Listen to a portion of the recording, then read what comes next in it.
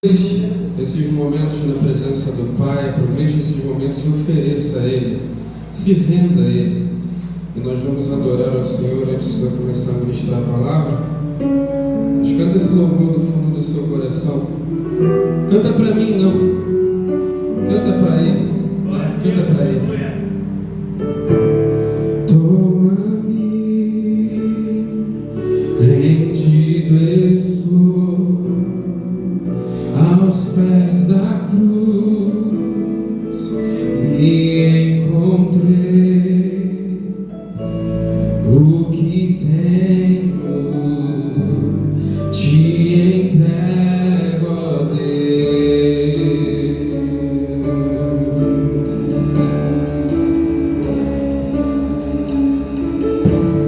Vem limpar as minhas mãos.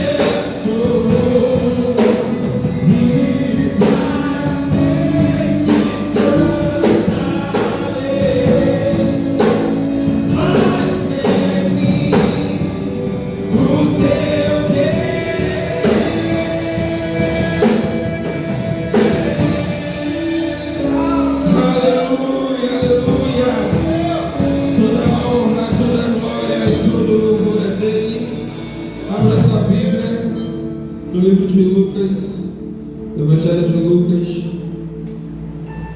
capítulo 9, a partir do versículo 23. Lucas 9, 23.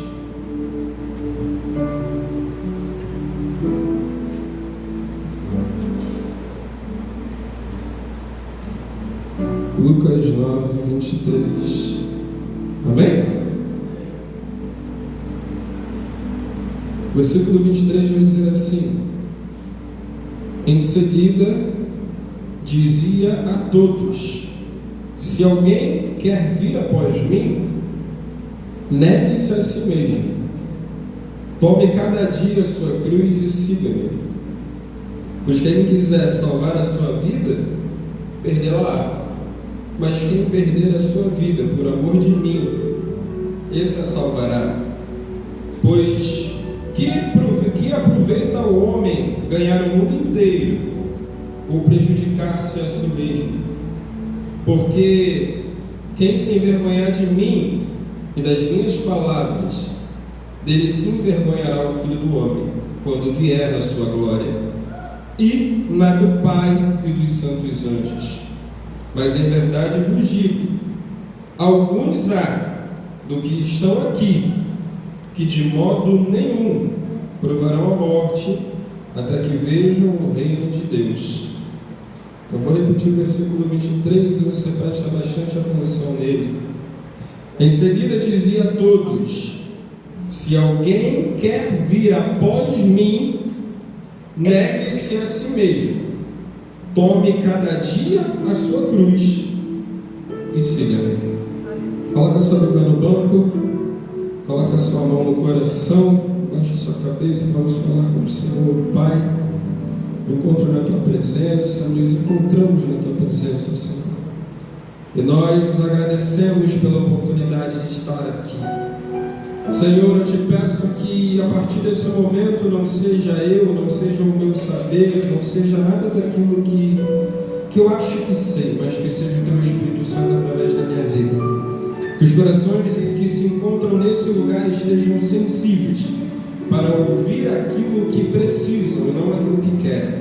Que o Senhor possa nos encher da Tua presença e que o Seu Espírito Santo ele fale conosco, em nome de Jesus. Amém? Você pode se sentar. Bom, versículo conhecido, passagem conhecida. Acho que todo cristão já leu esse versículo e já ouviu falar desse versículo em algum momento da sua trajetória. Negue a si mesmo, tome a cruz e siga-me. Só que a gente às vezes não para entender de fato aquilo que estamos lendo. Porque o que Jesus estava dizendo aqui para os seus discípulos, ele disse logo após, se nós voltarmos no versículo 21, ele vai predizer sobre a sua morte e ressurreição. Ou seja, Jesus ele já tinha dito pelo que ele iria passar. E depois de dizer pelo que ele passaria, ele diz aos discípulos o que eles deveriam fazer se quisessem continuar aquilo que Jesus iniciou. Eu não sei se você já prestou atenção nesse versículo, mas o início dele fala exatamente isso, preste atenção. Jesus disse a todos: se alguém quer vir após mim. E aí o que eu te pergunto nessa noite é o seguinte: quem aqui representa o após Jesus? Somos nós. Porque Jesus ele fala para todos nós. Ele fala para os discípulos, e nós estamos dando continuidade, ou deveríamos estar dando continuidade, àquilo que Jesus iniciou. Porque Jesus ele deixa muito claro aqui: você quer vir após mim? Então negue a si mesmo. Porque a gente tem ouvido hoje em dia um evangelho fácil demais. Nós temos aprendido sobre o evangelho da prosperidade, nós temos aprendido sobre o evangelho das promessas, nós temos aprendido sobre o evangelho onde nós enchemos o Mas muita gente está deixando de pregar sobre negar a si mesmo. Prosperidade é pecado? Não, porque também está escrito aqui. Pregar sobre cumprimento de promessas é errado? Não, porque também está escrito aqui. Mas não tem como ser próspero e não tem como ver a promessa se cumprir se não negar a si mesmo. O que tem acontecido é que igrejas estão enchendo de pessoas indo atrás de promessa e se esvaziando daqueles que estão dispostos a renunciar a si mesmos.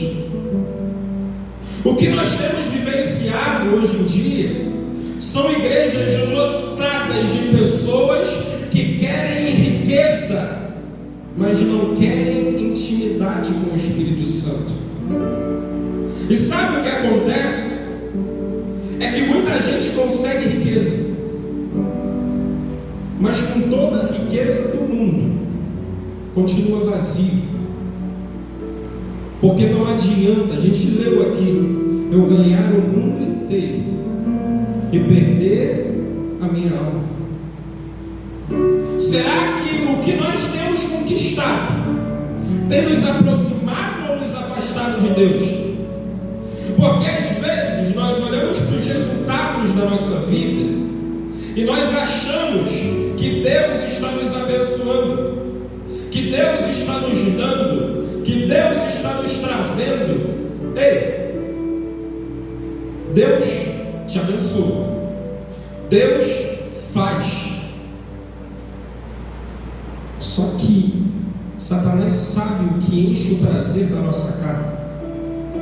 Satanás sabe exatamente aquilo que nós queremos, porque na verdade, para servir ao reino de Deus, a grande maioria das vezes nós não vamos receber o que queremos, nós vamos receber o que precisamos. E às vezes o que precisamos não é aquilo que queremos. Porque o Evangelho, ele não é um Evangelho de prazer, ele é um Evangelho de renúncia. Eu não sei se você está entendendo o que eu estou falando aqui, mas talvez, eu não sei se é a primeira, se é a segunda vez que você está aqui, não sei se tem gente aqui que é a primeira vez, mas você pode entrar em outro lugar e você vai ouvir que vem, aceita Jesus, a sua vida será melhor, vai ser mais fácil. Não. Aceita Jesus e você não vai estar sozinho durante as dificuldades, porque Ele não vai te desamparar, mas não quer dizer que você não vai passar por ela, porque a Bíblia diz que felizes são aqueles que caem em tentações, porque as tentações elas vêm.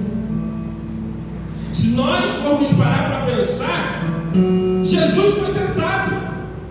E quem conduziu Jesus ao deserto? Foi Satanás. Jesus era conduzido ao deserto por quem? Pelo Espírito.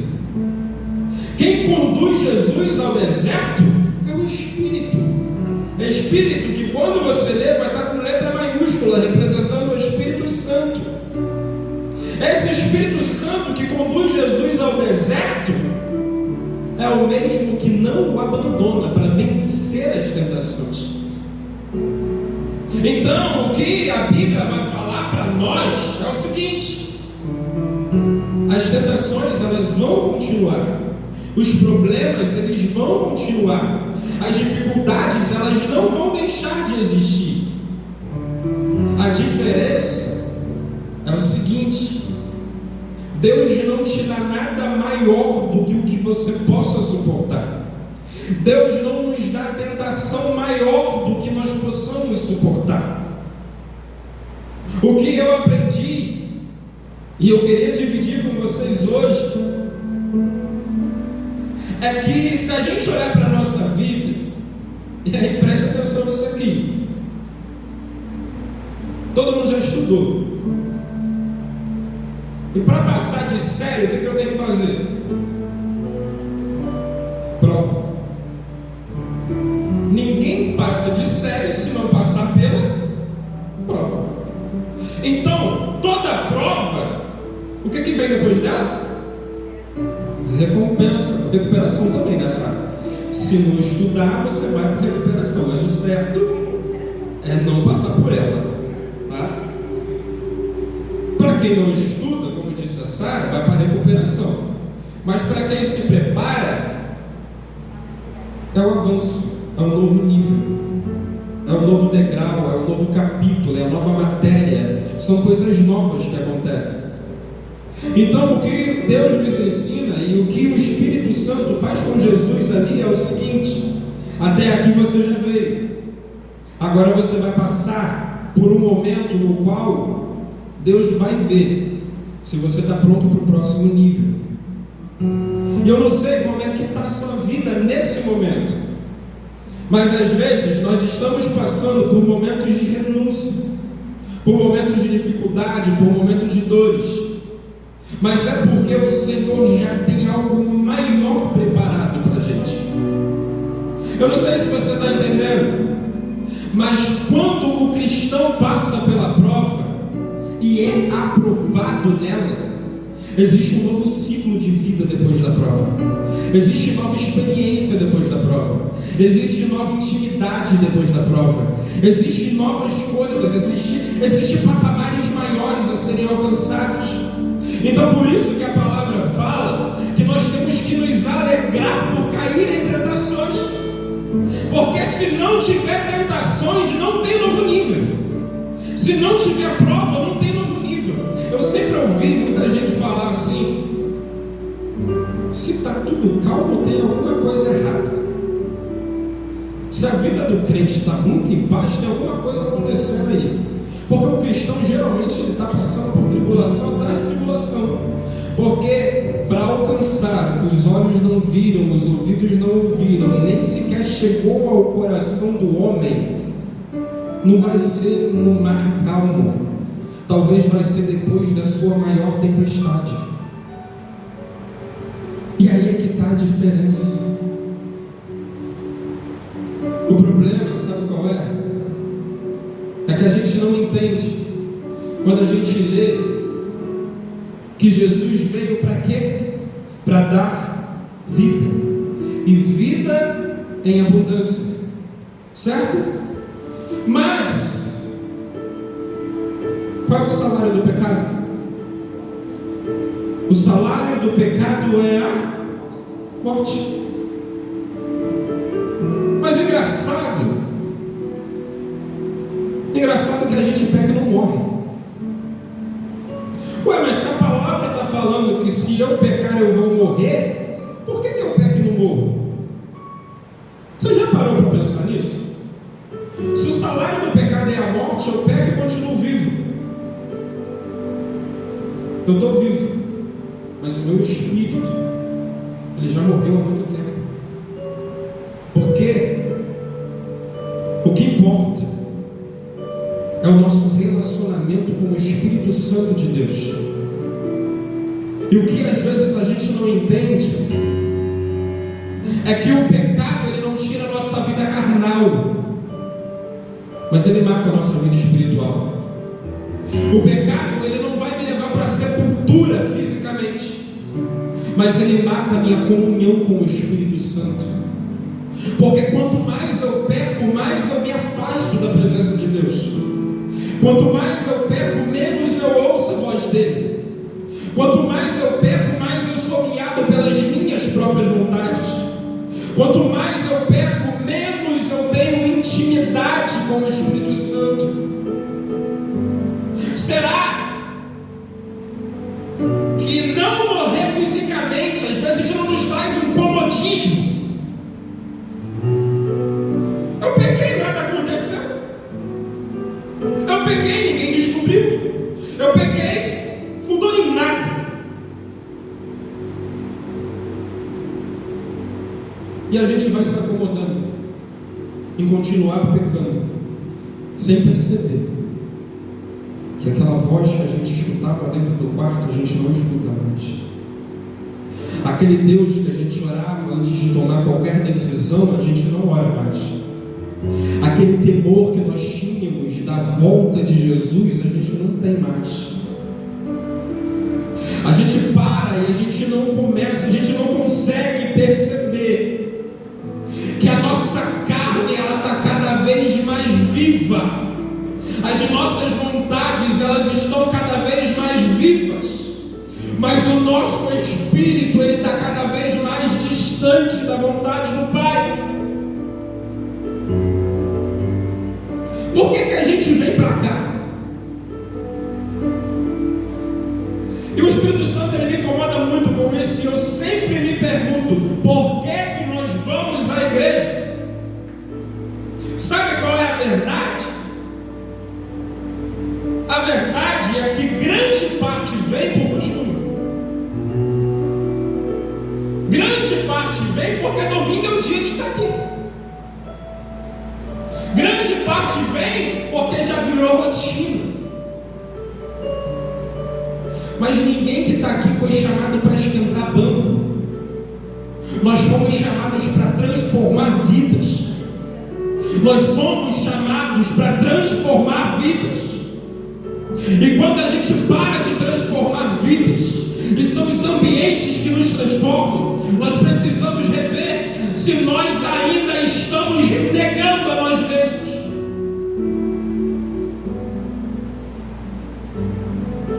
Qual foi a última alma que você salvou?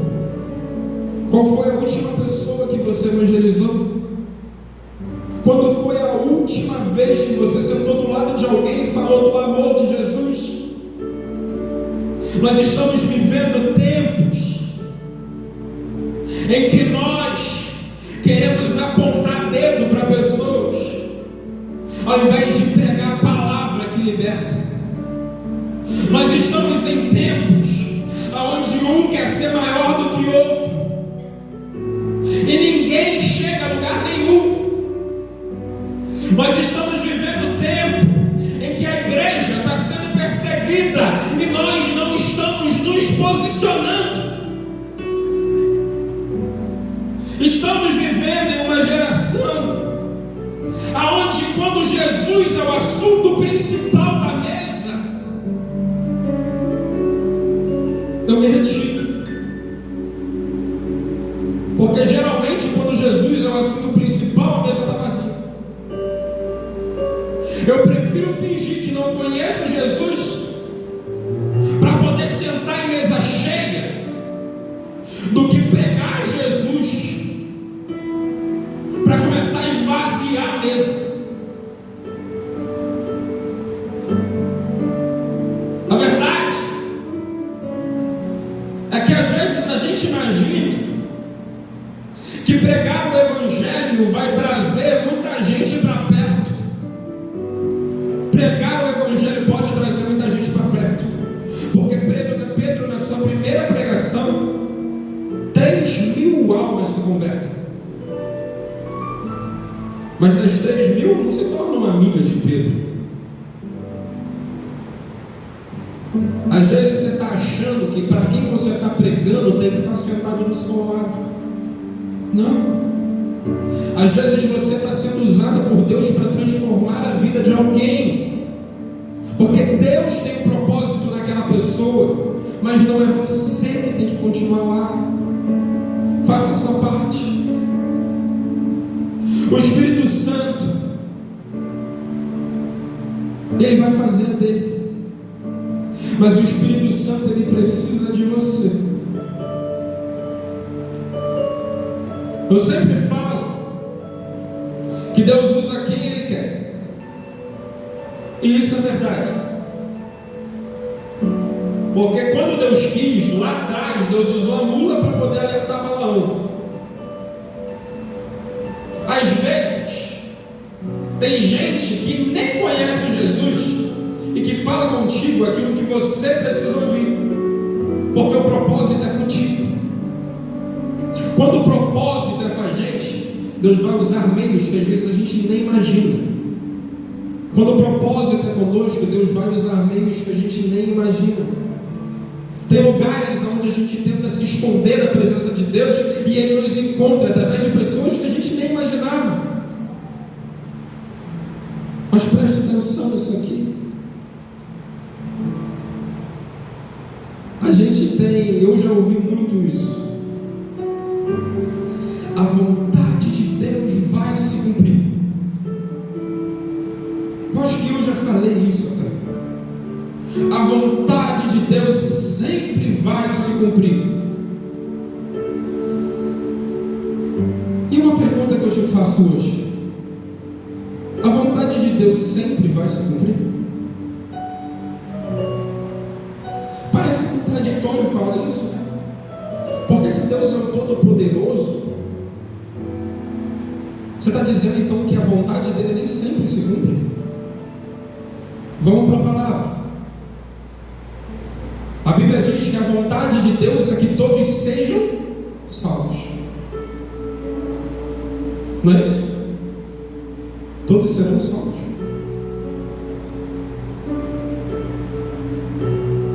É pela vontade de Deus? Não. Porque a vontade dele é sempre o melhor para nós. Mas quem escolhe o que acontece na nossa vida somos nós mesmos. Deus não vai colocar a mão e fazer por você. A consequência daquilo que você tem feito, ela vai chegar. E não vai ser diferente daquilo que você tem plantado. Hipocrisia nossa, quando a gente planta uma semente de abóbora e ora para nascer banana. É hipocrisia nossa quando a gente planta discórdia e prega paz. É hipocrisia nossa quando a gente prega amor e só sai ódio da nossa boca.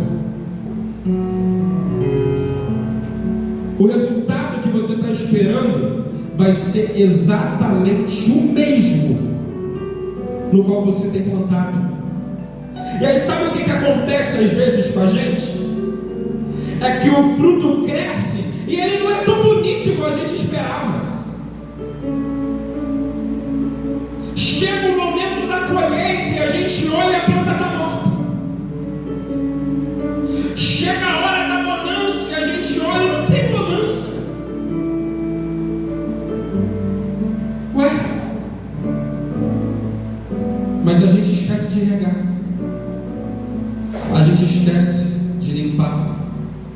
A gente esquece de tirar a praga. A gente esquece de abrir mão da nossa vontade. A gente esquece de abrir mão de pessoas que não têm que estar perto.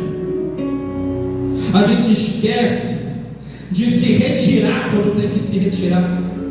A gente esquece de se posicionar quando tem que se posicionar. E depois quer dobrar o joelho e pedir para Deus te dar um resultado positivo. Aí vai acontecer o que a Sara falou. A gente passa pela prova e não é aprovado. E aí a gente vai para a recuperação. Sabe o que é a recuperação? É a segunda chance.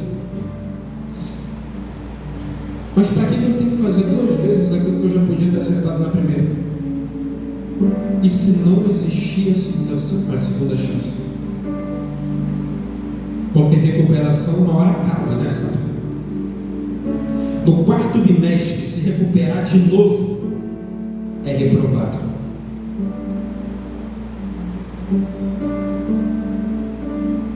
Só que a gente confia na recuperação.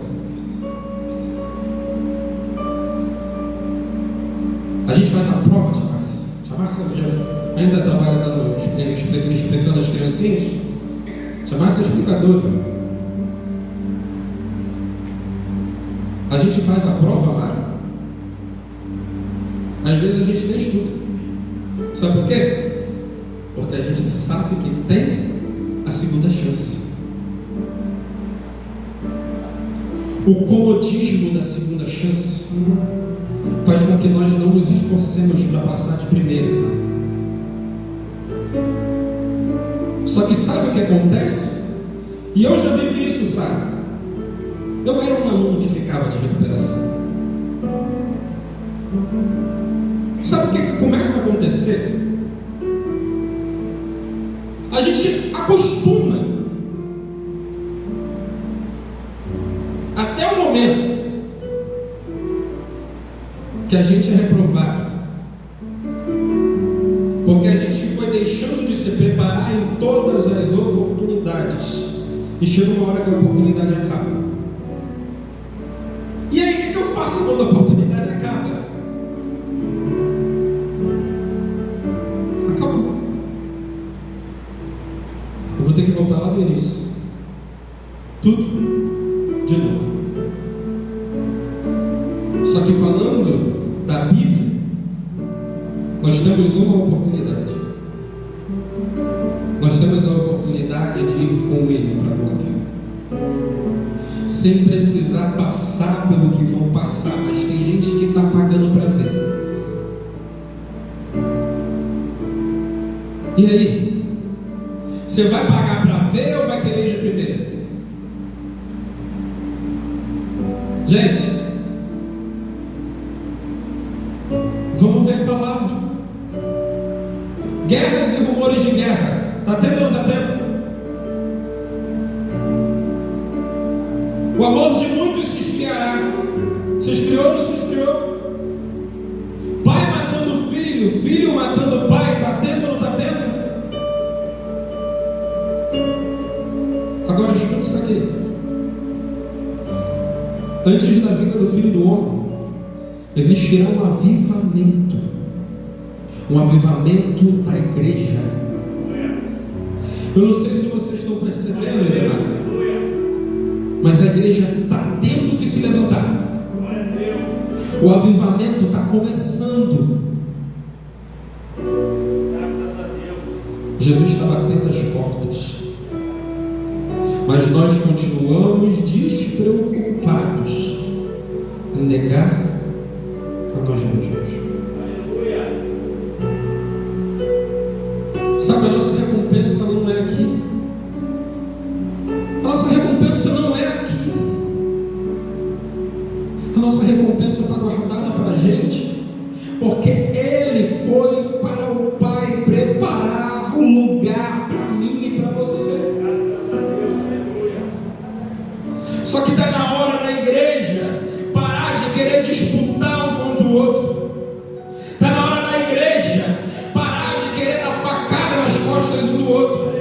Está na hora da igreja parar de achar que isso aqui é palco para disputa. Está na hora da igreja entender que se eu não for para o céu, não significa que você não vá. Mas se eu não pregar para quem eu sei que está fazendo errado, isso pode me condenar. Gente, a gente acabou de ler aqui, e esse versículo é o versículo chave.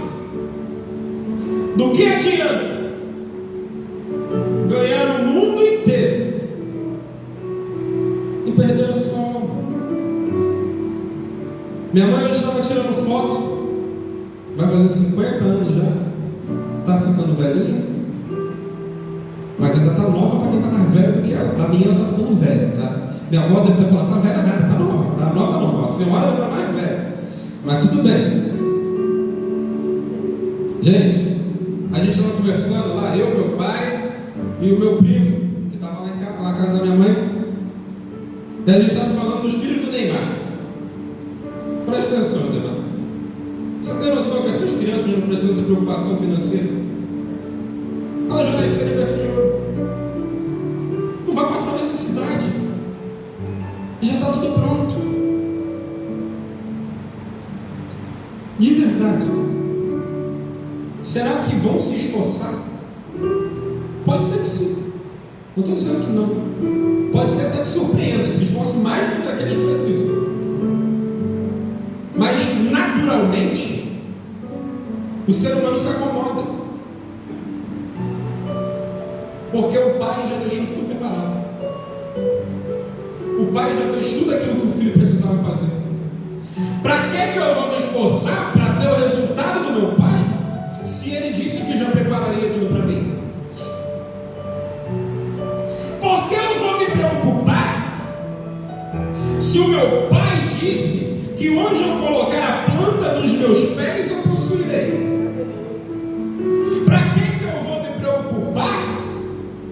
se a Bíblia vai falar que praga alguma chegará a nosso tempo. Mas quem que fala isso aqui? É o Pai. Quem é teu Pai? É espiritual. Quem é o teu Pai?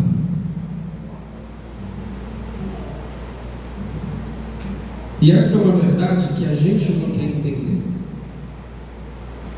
Mas não é porque a Bíblia fala que vai acontecer para todo mundo.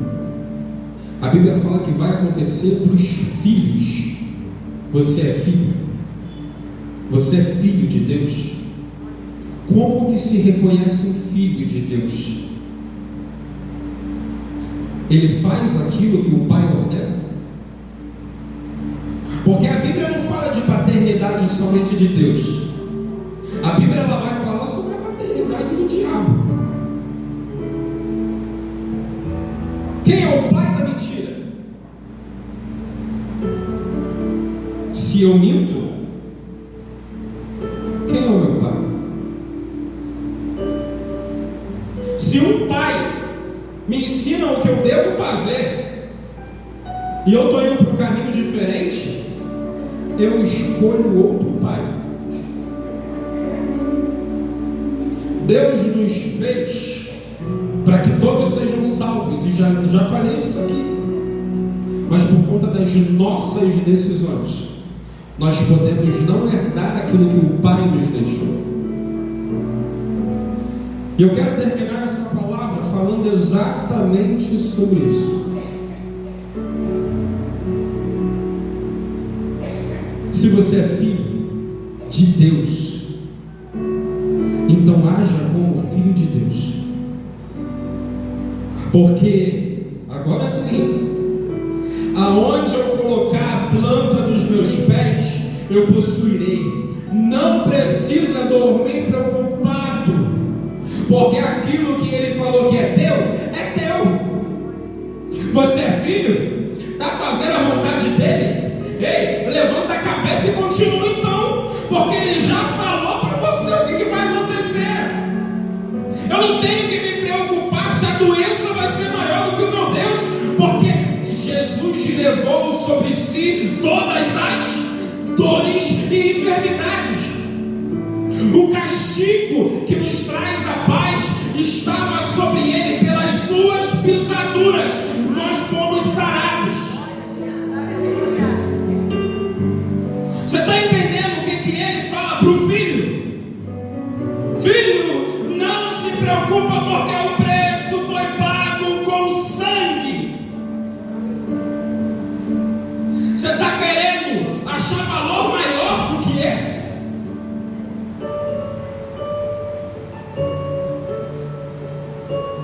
Aleluia.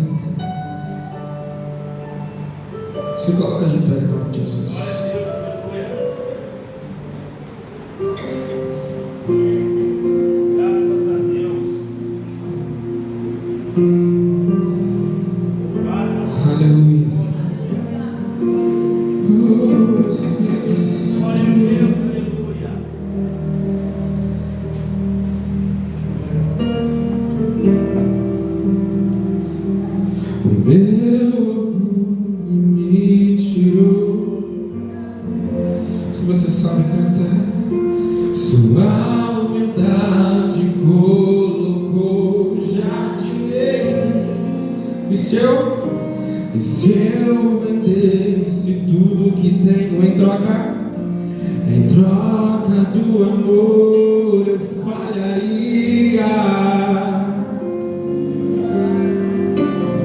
Pois o amor não se compra nem se merece. O amor se ganha de graça o recebe. Eu quero conhecer Jesus e ser achado nele. Eu quero conhecer Jesus.